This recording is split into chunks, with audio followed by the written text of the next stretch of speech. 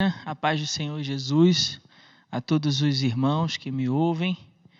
Que bom nós podermos cultuar o nome do Senhor e declarar esses hinos de louvor ao Senhor nessa noite, não é verdade? Bom, antes de qualquer outra coisa, eu quero orar mais uma vez com você, eu quero convidar você a fechar novamente os seus olhos e a fazer essa oração junto comigo, lembrando não apenas nesse momento de você, mas de todos os milhões de brasileiros que também sofrem com esse mal da ansiedade, que você possa também nesse momento, como igreja do Senhor, se colocar a interceder pela vida daqueles que precisam do socorro do Senhor nesse momento. Vamos orar juntos? Pai querido, Deus de amor, nós te damos graças, em primeiro lugar, por podermos dizer que nós temos um Deus que nos ama, que cuida de nós, que está ali disposto sempre a estender as mãos e nos resgatar, nos trazer para fora, nos fazer, ó Pai, emergir, ó Deus. Pai, obrigado, Senhor. Muito obrigado por tudo que o Senhor já tem feito até aqui nas nossas vidas. Obrigado, Senhor, porque dia após dia o Senhor tem nos feito mais do que vencedores por meio daquele que nos amou, Senhor. Obrigado por cada louvor que aqui foi cantado, pela Tua palavra que foi lida no início desse culto, pelas orações feitas. Ó Pai, obrigado pela vida de cada um dos meus irmãos que está acompanhando esse culto nessa noite.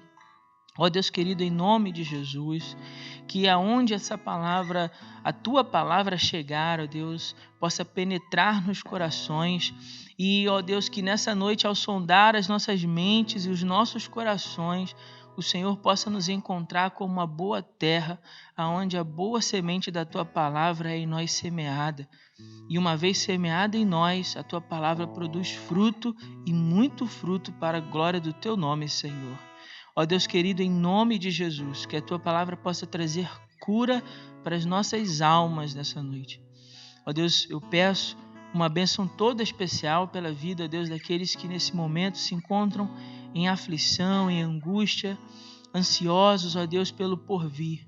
Que no nome de Jesus, o Deus de paz, possa fazer com que a paz que transcende todo entendimento possa guardar os nossos corações nessa noite em Cristo Jesus. Oramos assim para a glória do Teu nome. Amém. Bom, eu quero que você, por favor, abra sua Bíblia aí em Filipenses, capítulo 4. Se você puder acompanhar a leitura, Filipenses, capítulo 4. Nós vamos ler a partir do versículo 4 até o versículo 9 e meditarmos juntos nessa noite. Bom, qualquer coisa você pode aí dar um pause se for necessário, para que você possa acompanhar a leitura e deixar a sua Bíblia aberta para que durante a semana você possa novamente meditar sobre esse texto. Diz assim a palavra do Senhor, no versículo 4: Alegrai-vos sempre no Senhor. E digo outra vez, alegrai-vos. Seja a vossa bondade conhecida por todos os homens. O Senhor está perto. Não andeis ansiosos por coisa alguma. Pelo contrário, sejam os vossos pedidos plenamente conhecidos diante de Deus por meio de oração, súplica e com ações de graças. E a paz de Deus, que ultrapassa todo entendimento, guardará o vosso coração e os vossos pensamentos em Cristo Jesus. Quanto ao mais, irmãos, tudo que é verdadeiro, tudo que é honesto, tudo que é justo, tudo que é puro, tudo que é amável, tudo que é de boa fama, se alguma virtude há e se algum louvor, nisso pensai.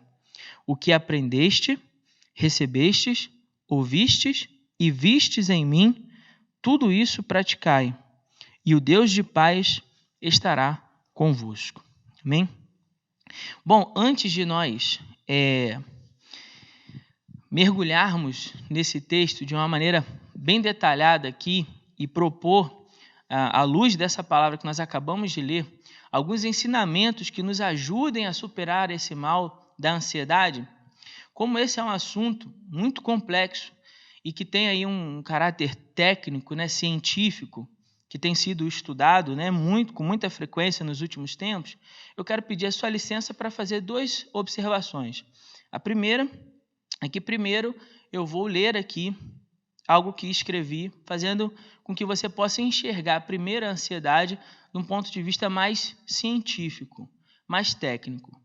Faço isso porque nós temos uma responsabilidade aqui também de orientar as pessoas, né, pelo grande número de pessoas que sofrem. Aqui, percebendo, se você se percebe sofrendo algum desses problemas que nós vamos mencionar aqui, médicos, casos clínicos, não deixe de procurar um tratamento, um psicólogo, um tratamento especializado que possa te acompanhar para você superar esse problema. E a segunda observação é que, justamente pela responsabilidade e pelo teor técnico desse assunto, eu vou precisar fazer uso aqui das minhas anotações, para não correr o risco de falar alguma coisa errada aqui para você. Então, você vai me ver durante essa mensagem lendo um pouco mais frequência do que o normal, tá bom? Bom, dito isso, vamos a algumas observações primeiro do campo científico sobre a ansiedade. Isso são dados da Organização Mundial de Saúde, então se você quiser, você pode depois pesquisar esses mesmos dados aí no Google, né? Segundo a Organização Mundial de Saúde, eu não sei se você sabia, mas o Brasil é o país mais ansioso do mundo. Isso mesmo que você acabou de ouvir. O Brasil é o campeão no que diz respeito à ansiedade, infelizmente. Cerca de 18,6 milhões de brasileiros convivem diariamente com esse transtorno. 18 milhões de pessoas, mais de 18 milhões de pessoas convivem com o transtorno da ansiedade. E o que é a ansiedade? Bom, a ansiedade é uma preocupação com o futuro que nos impede de viver plenamente o presente. A ansiedade, além de inútil, ela é também prejudicial, pois ela nos leva a nos ocupar excessivamente com um problema que ainda nem aconteceu.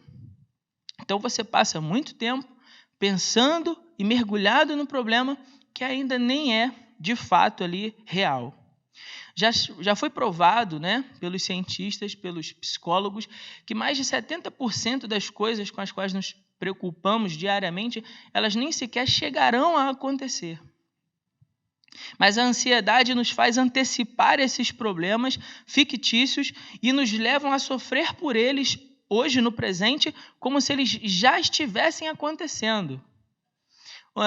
Aprendi isso, né, com o pastor Neil Barreto, então vou fazer questão de comentar o nome do pastor, né, e dar o crédito ao pastor, quando ele diz o seguinte: é como se você estivesse hoje sofrendo, por exemplo, com uma reunião de trabalho que você vai ter na sexta-feira. Só que de hoje, domingo, para sexta-feira, você ainda tem a segunda, a terça, a quarta, a quinta e aí sim a sexta-feira. E todos esses dias agora exercem um peso sobre você, uma antecipação desse problema que te impede de, nesse momento, nesse domingo, aqui, agora, estar plenamente atento à voz do Senhor por meio dessa pregação, por meio dessa palavra. A ansiedade, então, nos rouba do presente momento, porque nos faz viver antecipando um problema futuro. A ansiedade, ela é uma ilusão, pois ela nos dá a sensação de que nós estamos no controle. Mas, na verdade, trata-se de um distúrbio emocional. Para aqueles que são mais lógicos, né, mais dados aos números, uma explicação sobre a ansiedade, né, de uma maneira que talvez você entenda melhor, seria como se 60% da sua energia mental tivesse voltado para o futuro, 30% dessa energia mental tivesse no passado, mas especificamente olhando para o passado, para as coisas que aconteceram ruins, com medo de que essas coisas se repitam, e apenas 10% dessa energia está ali no presente. Ou seja, a ansiedade então rouba de você, drena a sua energia mental para que você possa viver o presente ali de maneira plena, com satisfação. O nosso cérebro ele possui uma região chamada hipotálamo. E nessa região, essa região fica ligada a uma glândula chamada hipófise. Eu sei que isso é bem técnico, mas você vai entender onde eu quero chegar. Essa glândula, hipófise, ela produz diversos hormônios que praticamente controlam todas as funções do organismo. Todas essas emoções provenientes da ansiedade são captadas pelo hipotálamo e esses sentimentos intensos acabam alterando o funcionamento e a relação do hipotálamo com a hipófise. Resultado, você começa a ter uma série de distúrbios na produção hormonal do seu corpo, por conta desses pensamentos, por conta desses sentimentos, por conta dessa antecipação excessiva com o futuro. Gera essa sobrecarga e começa então o corpo a reagir. Em resumo, esse distúrbio de ansiedade acaba fazendo com que o indivíduo sofra de diversas doenças. Essas doenças são chamadas de doenças psicossomáticas. O que é isso, pastor? Por que você está falando esse termo técnico? Calma, que você vai entender onde eu quero chegar quando a gente for analisar o texto que nós lemos de Filipenses. O que são doenças psicossomáticas? São doenças provenientes dos pensamentos e dos sentimentos, dessas emoções excessivas, dessa sobrecarga emocional. Começam-se a produzir distúrbios e esses distúrbios começam a afetar o corpo, o soma. Então, o que o corpo, sofrendo disso, o que vai resultar? O que vai acontecer? Vão surgir inúmeras doenças, como, por exemplo, doenças respiratórias, problemas circulatórios, doenças de pele, cefaleia, gastrite, úlceras, alterações no período menstrual, no caso das mulheres, ejaculação precoce, no caso dos homens, alterações, hipertensão arterial e diversos variados, muitos transtornos obsessivos compulsivos. Então veja o quanto a ansiedade ela produz em nós transtornos e malefícios, o quanto é prejudicial para a sua saúde que você viva excessivamente preocupado com questões futuras. Bom, para avaliarmos a ansiedade num ponto de vista bíblico, nós precisamos voltar às palavras de Jesus. Você há de lembrar que Jesus, no seu Sermão do Monte, em Mateus capítulo 6, ele disse que a incredulidade produz ansiedade. Ele disse assim, que os incrédulos, os gentios, que ficam ansiosos, preocupados com aquilo que vão comer, com aquilo que vão beber, com aquilo que vão vestir, se terão ou não um lugar para morar. E todas essas coisas produzem nos gentios ansiedade. E que aqueles que creem em Deus não deveriam se deixar tomar por essa preocupação, mas deveriam descansar sobre a poderosa mão do Senhor, sobre os braços aconchegantes da providência do Senhor. Jesus mostra que essa incredulidade pode sim causar ansiedade. Seguindo a lógica do pensamento de Jesus, nós ficamos ansiosos porque duvidamos que Deus seja suficientemente bom, suficientemente sábio e suficientemente poderoso para cuidar das nossas vidas. Pensem comigo, se eu creio num Deus que é todo-poderoso, que sabe de todas as coisas e sabe o que é melhor para mim, e que me ama, e que tem todo o poder de me fazer o bem, isso me dá duas alternativas. Ou eu descanso nos braços da providência de Deus e com isso tenho paz em minha alma, ou me deixo ser tomado por essa carga de emoções que vão produzir em mim extrema ansiedade com o futuro. E é isso que Jesus está falando. À luz do texto de Paulo, nós devemos lidar com a ansiedade de 3 maneiras. O texto nos orienta para, primeiro, você precisa orar corretamente. Se você puder anotar isso, de alguma maneira registrar isso, talvez no bloco de notas do seu celular ou num papel e caneta, anote isso. Tenho certeza que isso pode abençoar muito a sua vida. O texto de Paulo que nós lemos em Filipenses, ele nos dá 3 orientações para lidarmos com a ansiedade. A primeira é orar corretamente, a segunda é pensar corretamente e a terceira é agir corretamente. Vamos falar de cada uma delas. Primeiro no versículo 6, leia comigo mais uma vez, ele diz assim: não andeis ansiosos por coisa alguma, pelo contrário, sejam os vossos pedidos plenamente conhecidos diante de Deus. Preste bem atenção agora. Por meio da oração, súplica e ações de graça. Oração, súplica e ações de graça. Nesse texto, Paulo menciona 3 elementos que precisam ser percebidos nas nossas orações para vencermos a ansiedade. Primeiro, vamos falar sobre a oração. No texto aqui, no original, o Novo Testamento, você sabe, foi escrito em grego, e a palavra oração aqui poderia ser substituída também por adoração. Pastor, está errado? Você está dizendo que está errado? Não, não está errado. O que isso quer dizer? Quer dizer que é talvez você tenha conhecido ou aprendido isso na igreja como a oração de exaltação, que é quando alguém vai orar para Deus e ele não está preocupado em falar de si mesmo, ele começa a exaltar a grandeza de Deus. Então, eu começo a orar. Por exemplo, Jesus na oração do Pai Nosso. Pai nosso que estás no céu, santificado seja o teu nome, venha a nós o teu reino, seja feita a tua vontade. O que Jesus está fazendo? Está exaltando o Pai. É quando nós vamos orar e nós começamos a declarar: Senhor, o Senhor é bom, toda a terra está cheia da sua glória, o Senhor é maravilhoso, grande, poderoso, o Senhor é benigno, o Senhor é misericordioso, rico em perdoar, rico em graça. Nós começamos a exaltar o nome do Senhor. É a oração de exaltação. É quando você vai a Deus para adorar. Por que isso é importante para vencermos a ansiedade? Porque ao fazer isso, nós estamos reconhecendo que o trono do universo está ocupado, de que o Senhor reina sobre todas as coisas.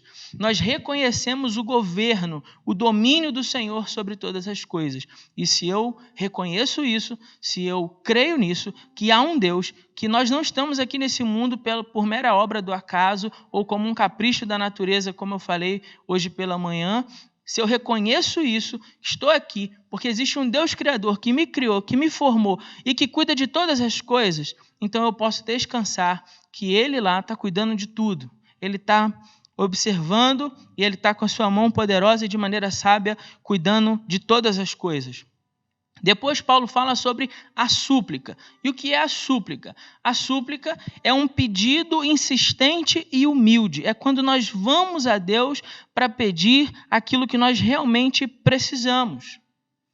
Então não significa que você vai a Deus apenas para exaltá-lo, mas também para colocar diante dele cada uma das coisas que talvez estejam roubando o seu sono, que talvez estejam roubando a sua paz, que talvez estejam inquietando os seus dias, o seu pensamento.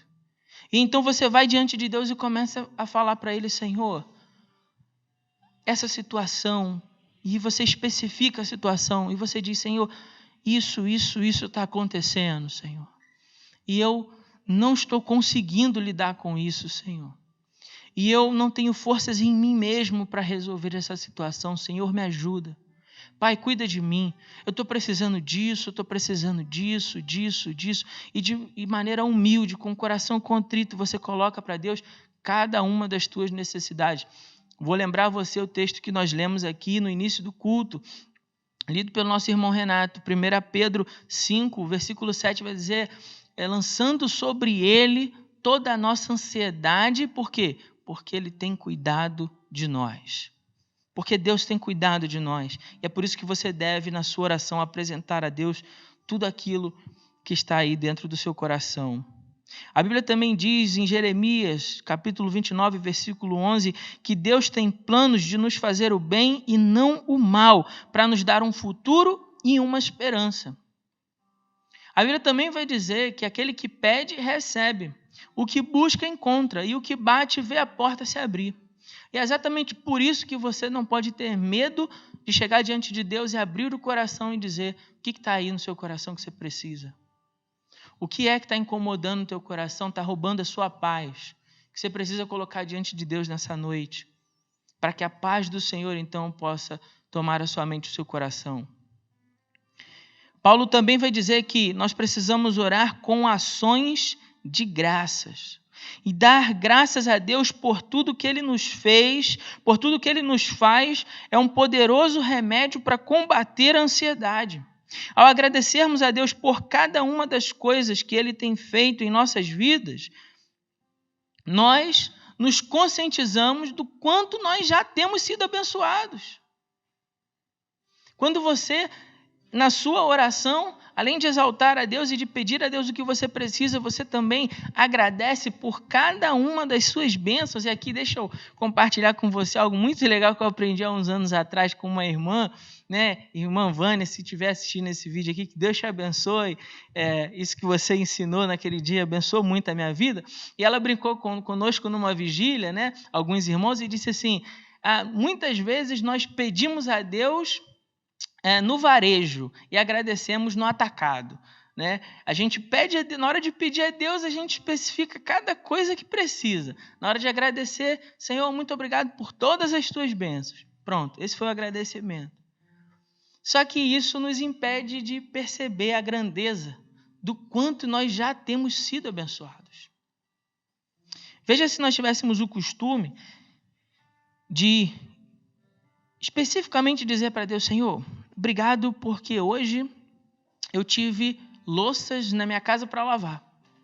Isso significa que eu tive alimento na minha casa, para a minha família. Enquanto muitas pessoas pelo mundo morrem de fome. Obrigado, Senhor, porque eu tive um lugar para dormir, uma cama quente, um cobertor quente nessa noite fria, quando muitas pessoas não têm um lugar para morar. E isso vai fazendo com que eu me lembre o quanto já tenho sido abençoado.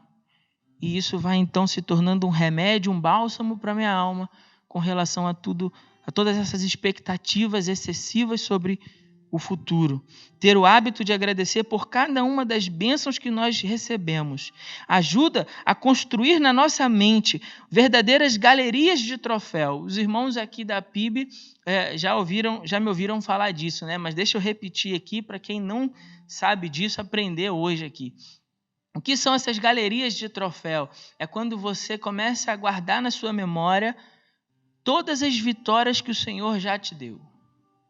E aí, igual os times de futebol, né, pelo Brasil, tem lá as suas salas repletas de troféus para que eles possam ali passear, né, os torcedores também possam ver os troféus do seu time campeão, né, e lembrar de cada uma das vitórias. E os torcedores vão sair dali como cheios, né, de orgulho, vaidosos. Nossa, meu time, quantas vitórias. E assim também você precisa fazer com você. Lembrar daquilo que Deus já te deu vitória lá atrás, no passado. E isso vai encher você de confiança para ver o futuro, o que vier. O desafio que se apresentar diante de mim, eu poderei superar. É o que Davi fez, por exemplo, quando foi enfrentar o gigante Golias. Quando questionado sobre a sua capacidade, se ele venceria ou não o gigante, ele fala assim, bom, Deus já foi comigo com o leão e com o urso.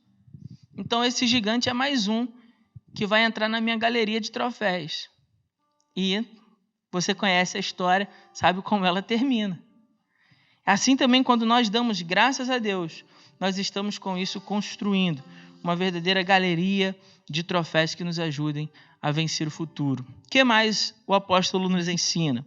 Ele nos ensina no versículo 8, a pensar corretamente para vencer a ansiedade. Ele diz assim, quanto ao mais, irmãos, tudo que é verdadeiro, tudo que é honesto, tudo que é justo, tudo que é puro, tudo que é amável, tudo que é de boa fama, se alguma virtude há e se algum louvor, nisso pensai. Nisso pensai. São essas as coisas, essa lista aqui que Paulo nos faz que devem ocupar os nossos pensamentos. A batalha contra a ansiedade, ela é decidida no campo da mente. Já diz o escritor Emerson que o homem é aquilo que ele costuma pensar durante todo o dia. Seguindo a lógica do pensamento de Emerson, se nós concentrarmos os nossos pensamentos apenas nos problemas, muitos deles que ainda nem aconteceram, nós então seremos vencidos pelos problemas. Muitas pessoas vivem angustiadas e ansiosas por passarem todo o dia pensando em um grande número de coisas que estão totalmente fora do seu controle. Além disso, vez por outra, passam horas em frente à televisão ou à internet, alimentando seus pensamentos com uma série de informações negativas. Deixa eu te fazer uma pergunta. O que é que você tem permitido entrar nos seus pensamentos? Sejam por imagens, seja por audição, seja por ouvir, o que é que você tem permitido entrar nos seus pensamentos? De que informações você tem se alimentado? Essas informações estariam dentro dessa lista que Paulo disse? São coisas verdadeiras, honestas, justas, puras, amáveis, de boa fama? Existem virtudes, há louvor? E aí você permite então que essas coisas entrem na sua mente, ocupem os seus pensamentos? Certamente isso vai ajudar você a vencer a batalha contra a ansiedade no campo da mente. Agora, se por outro lado você tem permitido na sua mente só ouvir mensagens negativas, coisas negativas, ruins, pecaminosas, cruéis, e você tem permitido tudo isso entrar em você, essas coisas vão prejudicar e vão impedir com que você tenha vitória sobre os seus pensamentos. Então, tudo começa com esse filtro mental aqui que Paulo vai dizer. Pense corretamente. É preciso tomar cuidado com os nossos pensamentos. Esteja atento para aquilo que você permite entrar nos seus pensamentos, quer seja por palavras ou imagens. A palavra do Senhor nos alerta para voltarmos os nossos pensamentos para Deus e para tudo aquilo que é bom. E então você terá forças para vencer esse combate. Mas o texto não para por aí. Não basta apenas você orar corretamente e pensar corretamente. Você precisa também agir corretamente. Versículo 9, o apóstolo Paulo vai nos dizer assim: o que aprendeste, recebeste, ouviste e viste em mim, tudo isso praticai, e o Deus de paz estará convosco. A vitória sobre a ansiedade, ela não está só no campo do conhecimento teórico, mas na atitude prática. Não é algo apenas para ser entendido com a cabeça, mas para ser recebido com o coração e praticado em ação. Não é possível, irmãos, separarmos atitudes interiores de gestos exteriores. Veja que Paulo ele usa aqui alguns verbos. Ele diz aprender, receber, ouvir e vir. Eu aprendo e eu não apenas aprendo, ou seja, ouço alguém falar, ouço alguém transmitir esse conhecimento, como a gente está falando aqui, eu estou transmitindo a você esse conhecimento. Ok, você está recebendo, você está ouvindo, você está aprendendo, mas receber significa que você está abrindo o seu coração para essa palavra. Você está permitindo então que essa palavra possa entrar no seu coração para se tornar uma verdade não apenas entendida com a mente, mas também aceita com o coração. E aí Paulo vai dizer aos seus leitores que aquilo que eles ouviram dele, que eles viram nele, que é preciso praticar as Escrituras, que é preciso, como diz o apóstolo Tiago, ser não apenas ouvintes, mas também praticantes da palavra de Deus. A vida, coerente com os ensinamentos bíblicos produz em nós a vida coerente com os ensinamentos bíblicos é uma condição necessária para experimentarmos essa paz com Deus. Pela manhã, se você não me ouviu, eu falei um pouco sobre isso, não com essas palavras, um pouco diferente, mas disse com os irmãos que aquilo que nós, como nós vivemos em Cristo, vivemos em Deus, Deus em nós, e a presença de Deus em nós produz em nós confiança, segurança. É isso que Paulo está falando. Olha, vocês precisam, aquilo que vocês aprenderam, receberam, ouviram e viram, vocês agora precisam praticar. E na medida em que vocês se tornam praticantes da palavra de Deus, essa palavra então produz em vocês confiança para vencer o amanhã. E a paz de Deus, então, é experimentada pelos seus servos.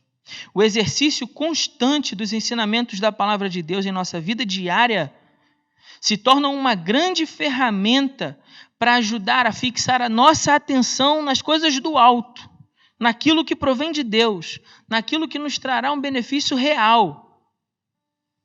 Isso certamente vai ser mais proveitoso do que você passar o dia inteiro se ocupando de informações que não vão te ajudar a vencer a ansiedade. Paulo considera 4 atividades aqui, nós já falamos dela. Aprender, receber, ouvir e ver. Uma coisa é você aprender a verdade e outra coisa bem diferente é você receber e assimilar essa verdade. Não basta apenas que você tenha esse conhecimento em sua cabeça. É preciso que essa verdade tenha lugar no seu coração e no seu coração ela dê lugar a uma ação prática de vida diária.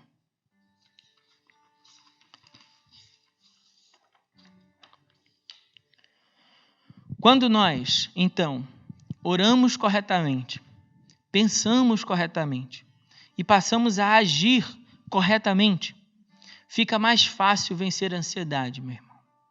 A palavra de Deus nos diz que a paz de Deus, o versículo 7, a paz de Deus, que ultrapassa todo entendimento, guardará o nosso coração e os nossos pensamentos em Cristo Jesus. Por que a paz de Deus que ultrapassa todo entendimento? Já pensou nisso? Porque é uma paz que nos enche o coração e a mente e ela não está fundamentada na lógica humana. Então, pelo prisma, pela perspectiva humana, pela uma avaliação humana, você olha para o João e diz assim, como o João tem paz? Como é que o João pode estar calmo, tranquilo, sereno, no meio de tudo isso que está acontecendo?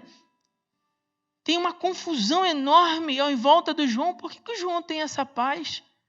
Por que o João está calmo, está tranquilo? Por quê? Humanamente, não dá para compreender. Ultrapassa todo o entendimento humano. Mas o João tem paz. E se você perguntar, você vai dizer assim, o João deve estar vivendo num conto de fadas.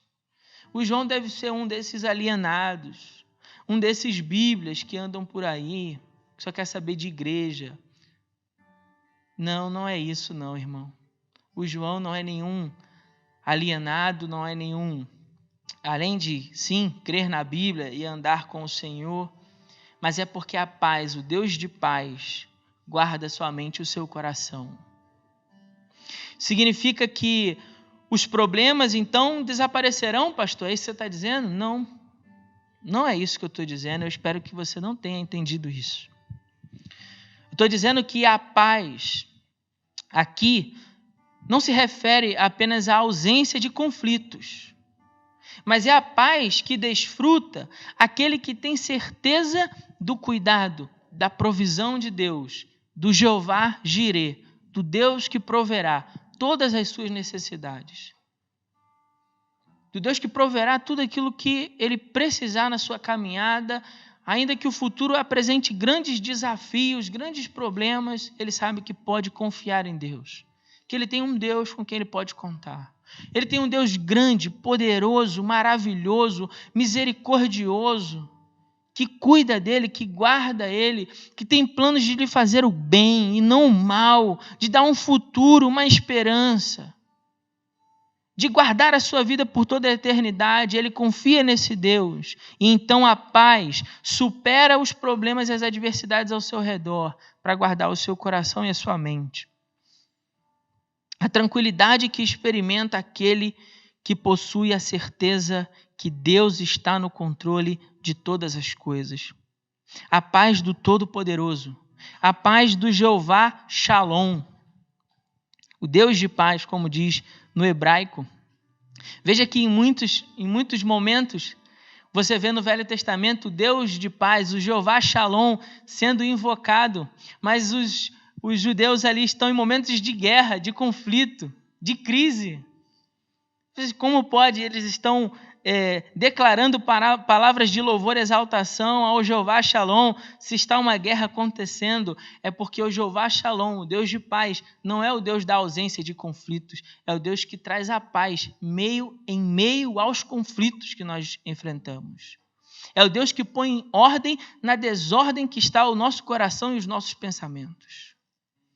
Esse Deus de paz e essa paz de Deus que agora então precisa encher o nosso coração, a nossa mente, para nos fazer superar esse mal da ansiedade.